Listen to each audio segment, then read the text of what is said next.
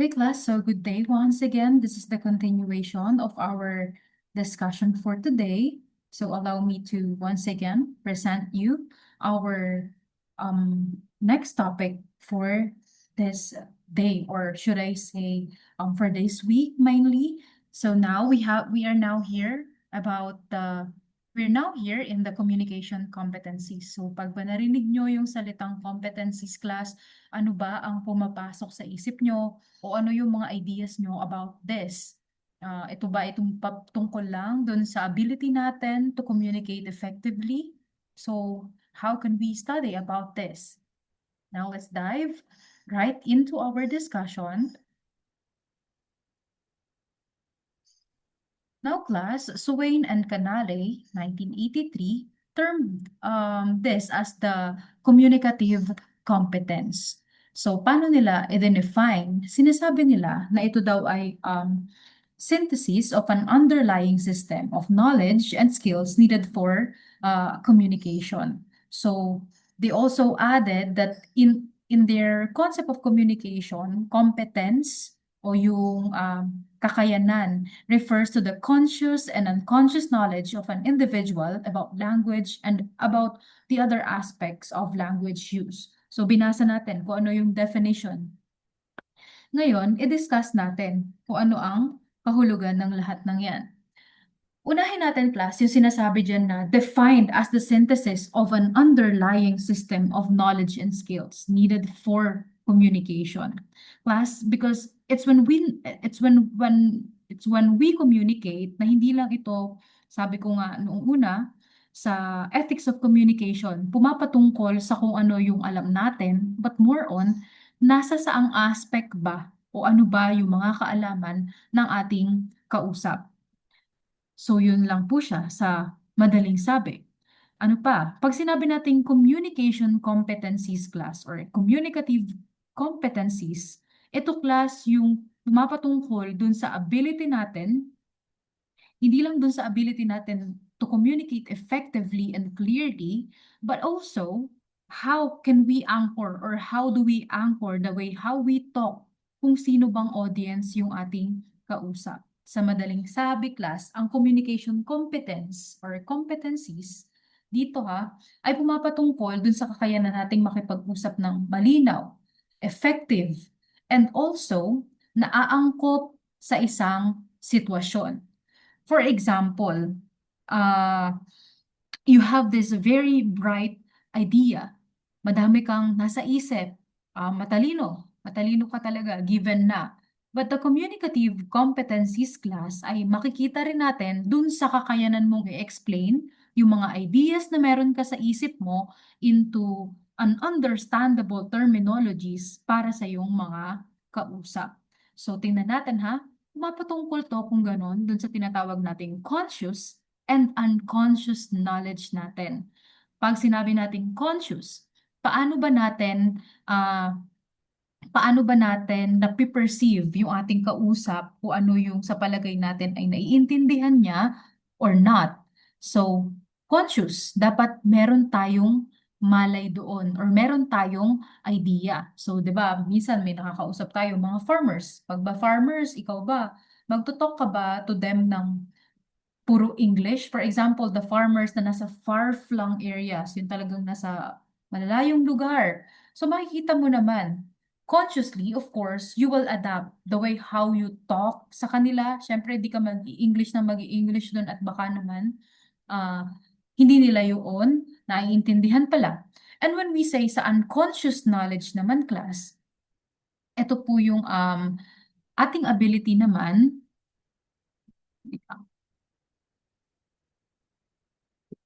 Okay. Pag sinabi nating unconscious class, ito yung ating ability to somehow ay adapt.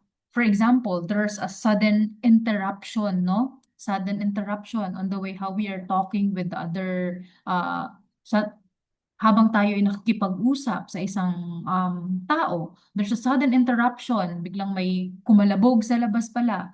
So, what are the things na iyong gagawin? Hindi mo naman nakita na mangyayari yun, di ba? So, a good communicator class, no? Yung may tinatawag na communication competencies ay yung someone na hindi agad syempre magra-rattle, madi-distract, gano'n.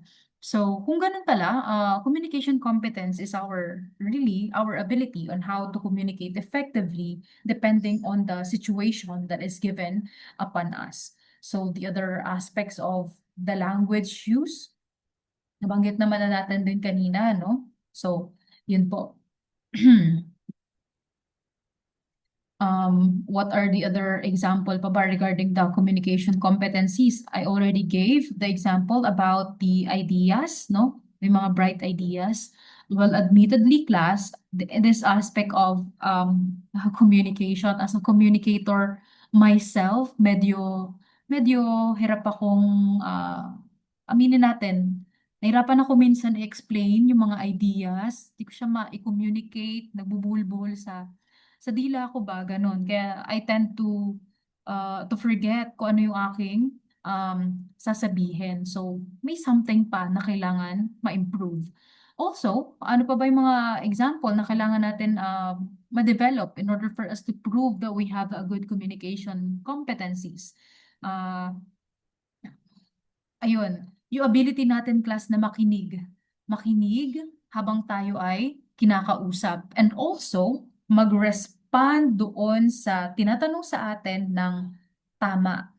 'Di ba? Kasi minsan may mga response tayo or may mga respond tayo na hindi talaga appropriate, yung parang out of nowhere mong nasabi. Parang kumbaga, you're just physically present but mentally absent ka pala. You're drifted away pala in the conversation.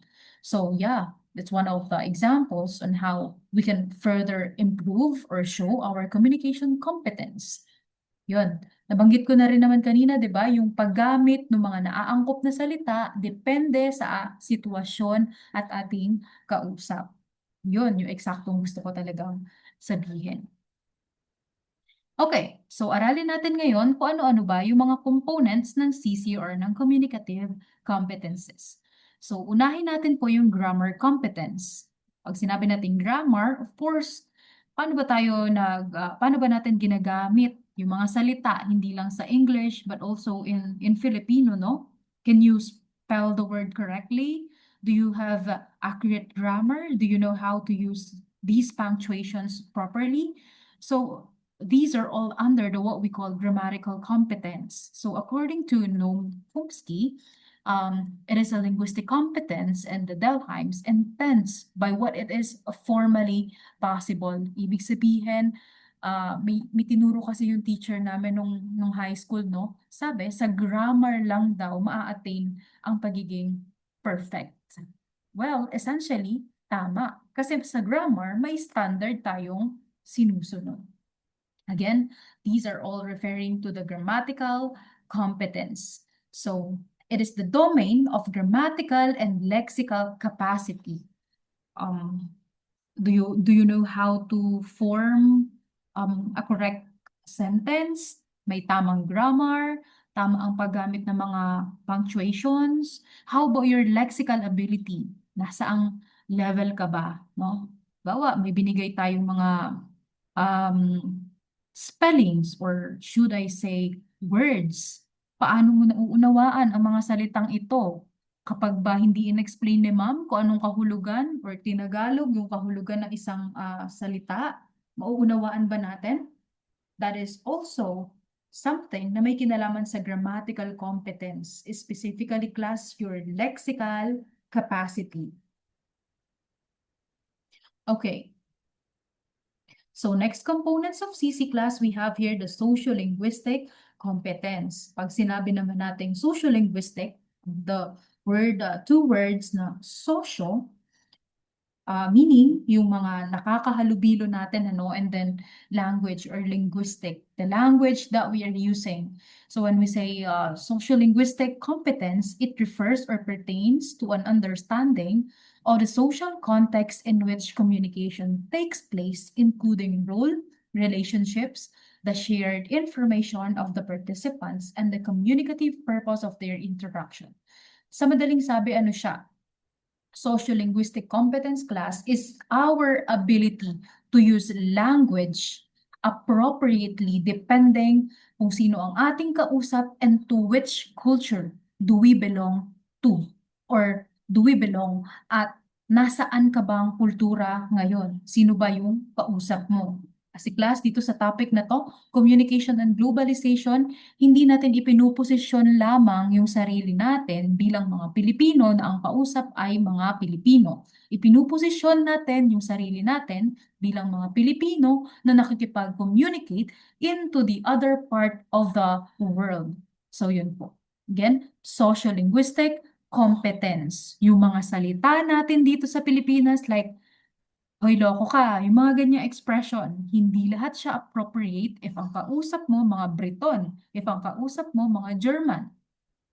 Social-linguistic competence, kakayanan mo na gamitin ang wika ng naaayon sa sitwasyon, your kausap, and of course, depending sa culture. Okay. So that's the second component. Let's go to the third. This is all about the strategic competence. So, strategic competence class, it relates to the coping strategies the communicators employ to initiate, terminate, maintain, and repair, and direct the communication. So, para siyang unconscious din natin na tawag dito, kakayanan, yung naturally, parang na-train ka, no? Nagiging unconscious characteristics mo siya when you are communicating, no? Nagiging, and sooner, ito ay nagli-lead into this what we call strategic competence, no? Ano-ano ba to? It's all about your fluency, your ability um to speak fluently, to be understood, to understand also, and of course, to write appropriately in a language na kinakailangan. Strategic competence, kung magbabase tayo rito sa kahulugang ibinigay sa slides na to class, yung kaalaman natin, no, na mag-initiate ng isang conversation, kailan mo ba dapat i-drop na yung isang conversation if feeling mo, na-assess mo, no, consciously nakita mo na yung tao is parang na-out of place na. How do you terminate or how will you terminate this kind of conversation para hindi maramdaman ng isa na left out siya? So, of course, yeah, that is also related in repairing and redirecting the communication into other kind na kumbaga magiging included yung lahat. So yun po. That is another component of communicative competencies, mainly the strategic competence.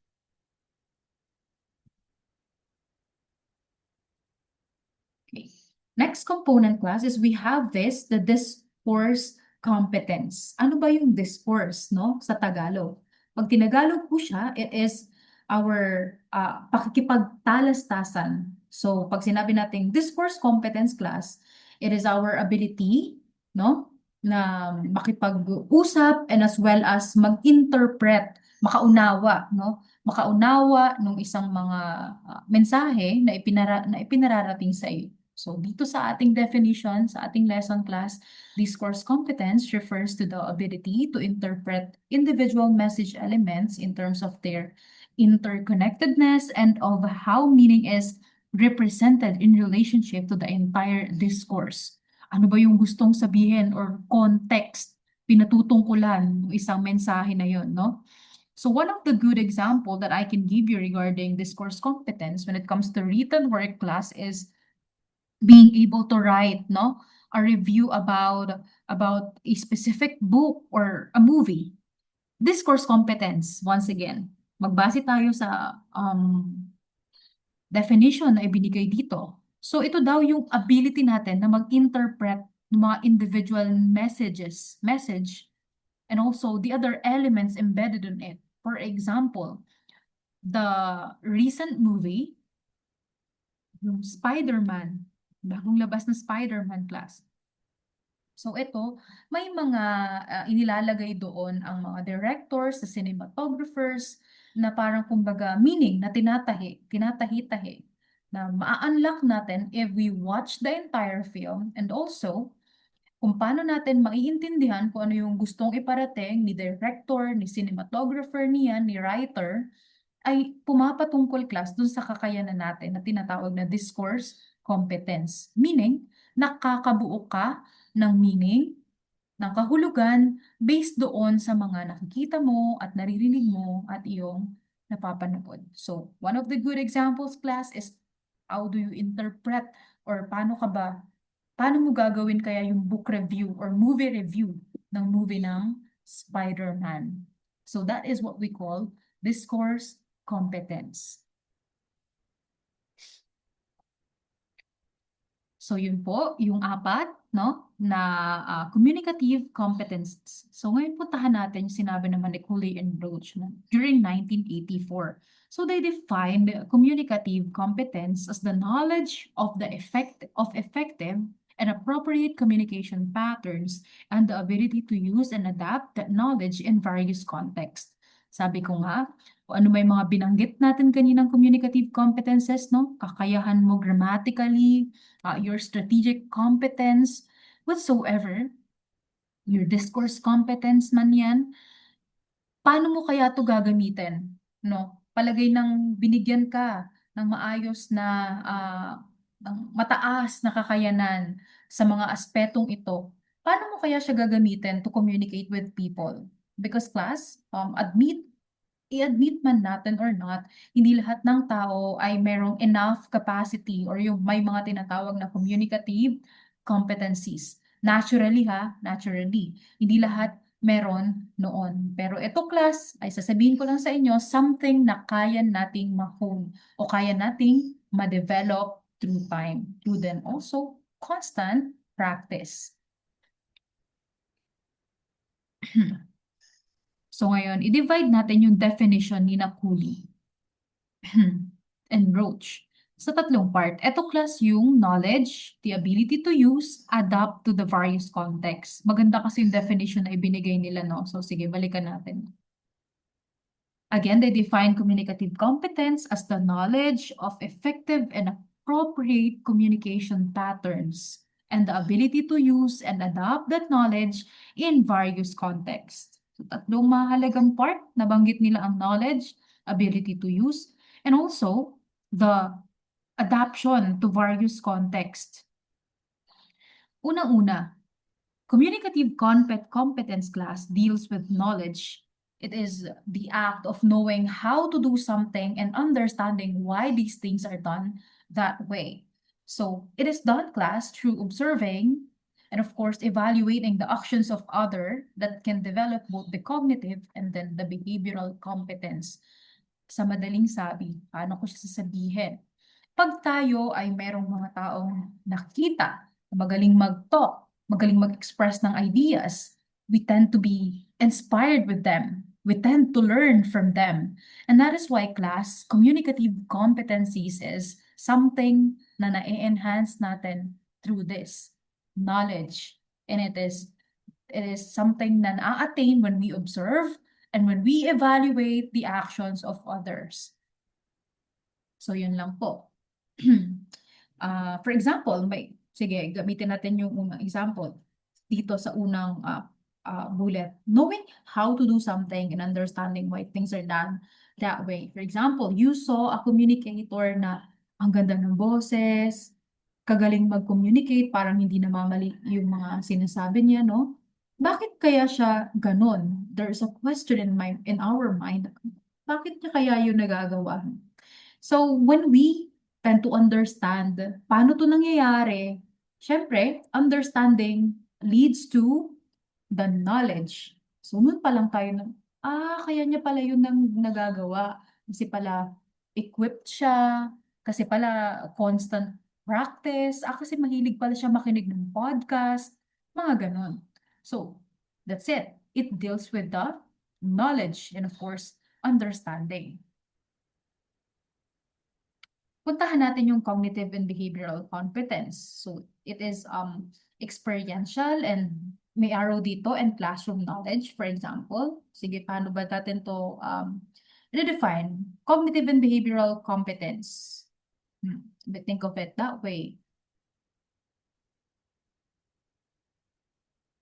Okay. So you saw your classmates. Balikan na lang natin yung example natin kanina. May classmate ka na mahusay mag-talk in front of the class. So yeah, really you observe that she is um, eloquent talaga, no? Marunong, maganda ang pag-represent, yung ideas, parang hindi nagkakabuhol-buhol.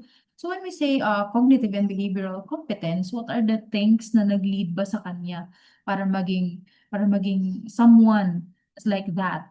So it's something na hindi ko syempre masasagot kasi hindi naman ako yung tao. But if I will base it on my own experience, it of course, para sa akin ha, class hindi talaga si Ma'am Jamie naturally madaldal na tao nung bata pa, okay? Siguro ako naranasan ko kaya din ako able nagto-talk in front of the crowd. Although sabi ko nga sa inyo, may kailangan pa ako improve, mabilis ako ma-distract. So, paano ba? By constant practicing it. So, na-enhance ang aking cognitive ability and also the way how I'm behaving, the way how I show myself or present myself in front of the people. Syempre, ito ay na-enhance din through time. So, yun po. Next, it's the ability to use. So dito class, individual factors affect our ability to do anything. For example, it affects our intellectual ability. Our intellectual ability class, no? Ayan, may kinalaman yan dyan. Sabi ko nga hindi lahat ng tao ay gifted. Maaari ano, na ito ay something na mai-enhance mo pala through time. It's because you will be inspired by someone. You will be inspired by someone na magaling. So, even though hindi mo siya natural or innate ability, na-enhance mo siya through time. It's because you tried and you trained yourself for it. Okay? So, yun po. Puntahan natin, ability to use. Oh. At the individual level, a person's physiological and psychological characteristics affect what we call competence. For example, physiological, ano ba to? The physical traits that you have. For example, pinapatungkulan natin communicative competence ha. Kakayanan mong gamitin ang iyong salita at makaunawa po ah, ng tama, maayos, at naaangkop sa sitwasyon, no, o kultura. For example, class, alam ng isang tao, physiological aspect ha, marunong siyang makipag-communicate. Nag-study pala siya sa isang international school. But physiologically or physically, ito palang tao na to ay deaf-mute. Deaf-mute. Ibig sabihin, hindi po siya deaf mute, ano ba yun? Bingi pala siya at pipi, hindi siya nakakarinig and able makatalk on the way how we talk verbally. So, yung communicative competence ng taong ito ay hindi natin mailalaban dun sa communicative competence na meron yung tao na nakapagsasalita at nakaririnig. So, yun po, naiba na siya doon. Then, puntahan naman natin yung psychological characteristics.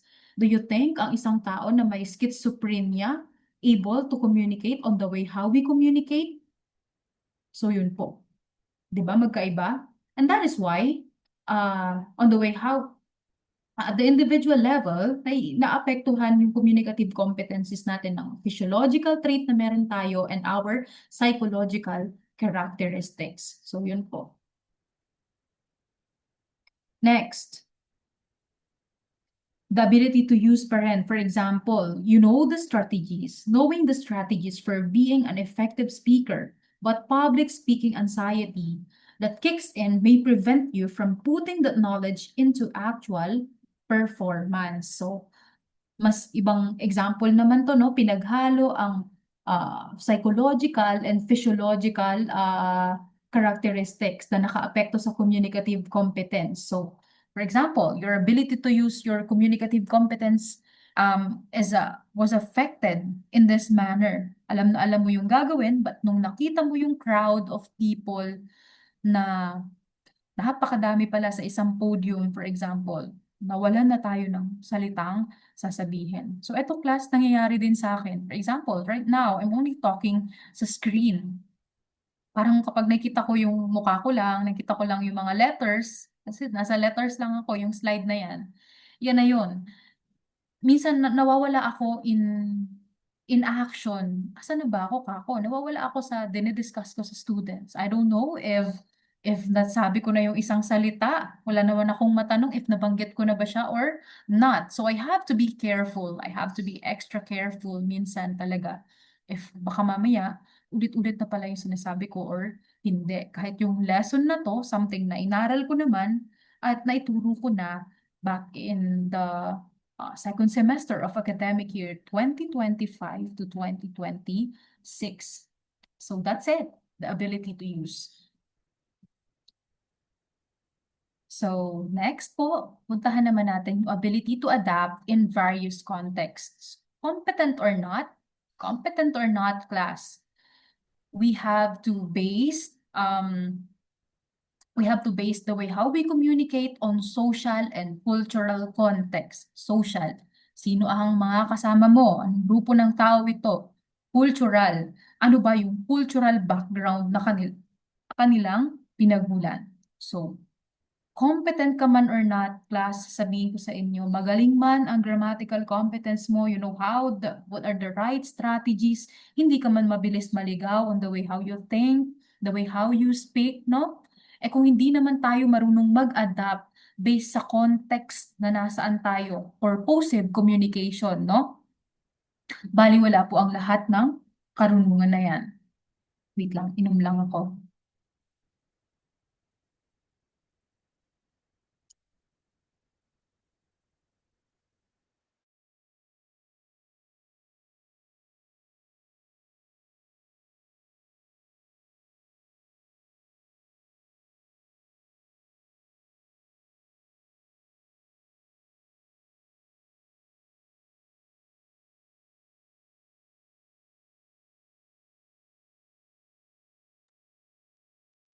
Okay, so yun na po yun.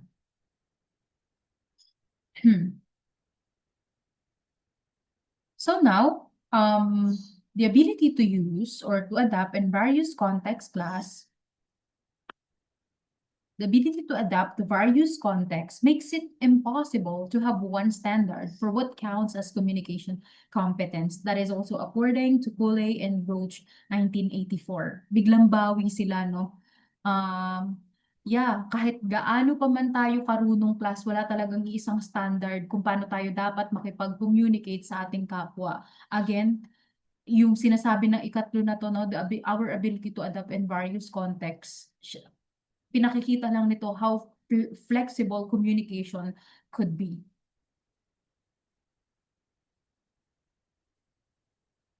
So dito, ano pa kasi yung mga factors na nakakaapekto sa tinatawag nating competence na yan?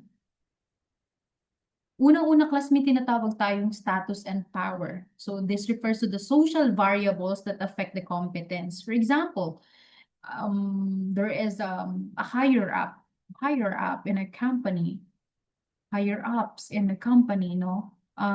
Yeah, he holds the standard for being competent. So might be yung mga mas mababa sa kanya empleyado, siya na yung standard. So competence class is also affected by this what we call status and power. Next, cultural variables. It also, this refers naman class to tinatawag nating race and nationality. So ito yung mga cultural variables naman na nakakaapekto dun sa tinatawag nating communicative competence. For example, in this one, Filipino marketing officer who speaks in English well may be praised in his or her own country but may be viewed as less competent in the US for his accent. Kasi doon sa kanilang sa ibang bansa daw, baka tinitingnan pala yung accent. Well, in reality class, ako ang mag-share sa inyo, hindi naman talaga lahat o laging tinitingnan. Well, actually, dito pa nga tayo sa Pilipinas masyadong specific sa grammar. Sa ibang bansa, hindi naman. So, yun po. So, now, ano yung gusto nating ituro sa inyo? Bakit ba natin to inaaral? The communicative competencies and its relationship to communication and globalization. Because class, as college students, you should be equipped with the necessary skills, no?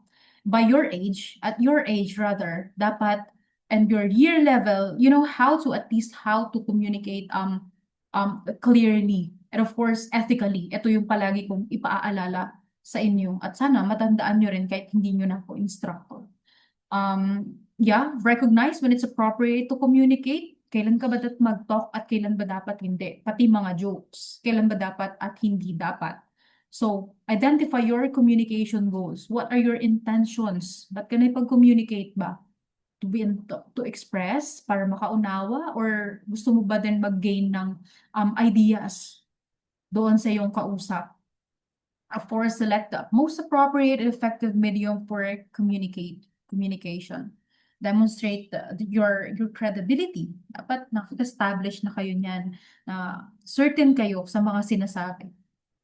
Identify, madali lang to identify and manage misunderstanding, manage conflict, be open-minded about another's point of view. Next is to listen attentively. So these are the, again, expected skills for college graduates, or hindi ko na nga sasabihin college graduates college students like you. Okay? So yan yung ating discussion for this day under the our first topic, our second topic pala.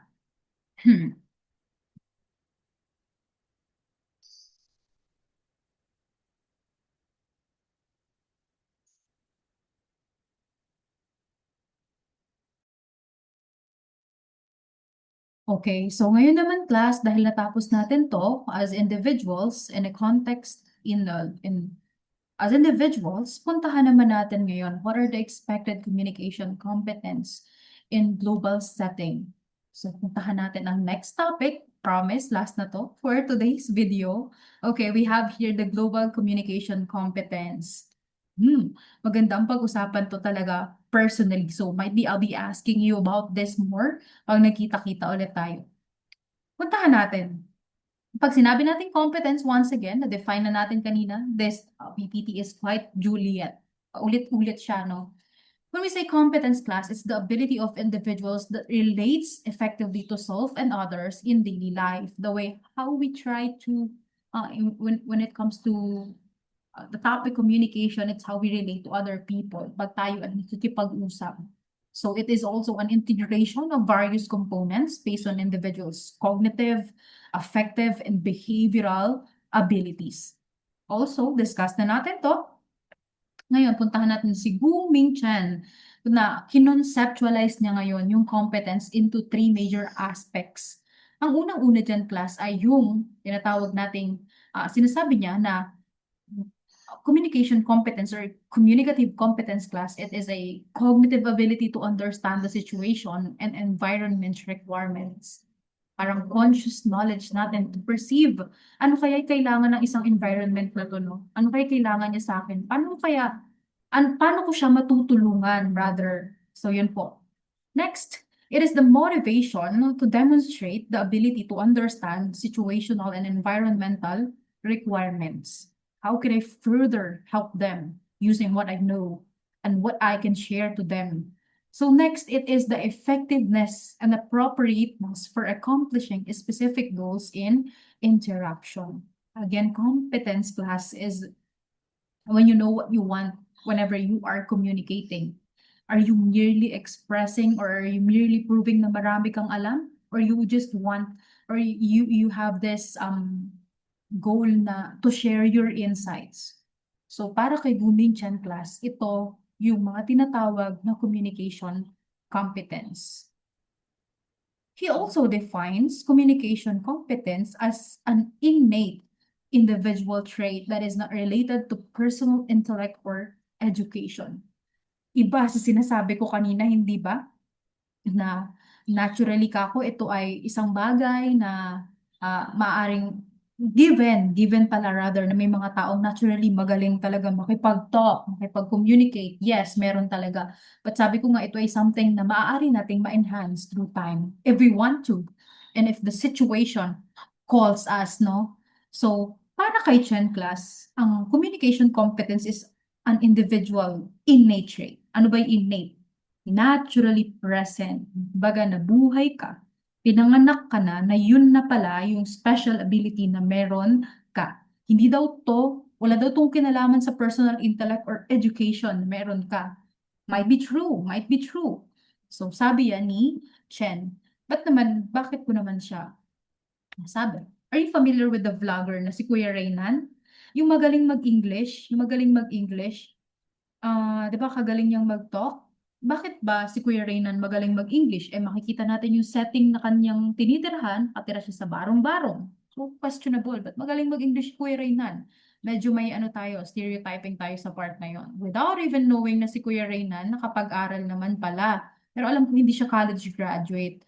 But siya ay ma-experience class doon sa call center agent, no? Pagiging call center agent. So, kaya pala si Kuya Reynan fluent mag-English. But apart from that, kahit hindi nakatapos si Kuya Reynan, naturally, siya talaga ay magaling makipag-talk. Again, that's an innate individual trait. So, ayon naman kay Weinstein, 1969, sinuportahan niya that the communication competence is an internal ability. Kakayanan na nasa natural sa atin, ano? Internal ability that is naturally enhanced and illuminated through the promotion of empathy and the process of socialization. This is such a nice phrase, class. Tingnan mo to. Internal ability siya na naturally enhanced and illuminated through the promotion of empathy and the process of socialization. Again, anong sinasabi natin kanina? When we communicate, balik tayo sa ethics of communication from the very beginning of our lesson. When we communicate, class, it is no longer about what we know, but what your audience needs to know or what they naturally know. It's some kind of empathy in the process of socializing, class. Hindi tayo nagmamagaling, hindi tayo nagmamarunong. Instead, inaalam natin yung perspective from their lens. That's how we communicate effectively. Okay? So, ang ganda ng sinabi ni Weinstein. Next, in the global communication context, communication or competence further requires individuals to be equipped with the ability to acknowledge, respect, tolerate, and integrate cultural differences in order to be qualified for this what we call enlightened global citizenship. So, ano ang kahulugan nito? Yung ating karunungan, kakayanan, no, to communicate with other people, patuloy pa siyang nai-enhance kapag tayo ay patuloy na nakikipag-talk with other people. And apart from that, class, we tend to acknowledge kung saang shoes sila naroroon o kung ano man yung cultural background na meron sila. So that is what the communication in global context is all about. That's how to be competent in the global communication context. Okay? So yun na po ang ating end of discussion. Ang next topic natin will be all about globalization. Ano ngayon ang globalization? If that's so, dito gagawa ako ng other PPT na mas maganda here. Sana magawa ko kahit nasa Iscofar ako. So yun lang po ang ating discussion for today. I hope you listen in this video lesson. At sa susunod, babalikan na lang natin siya as a form of recitation. So yun lang po. Thank you once again.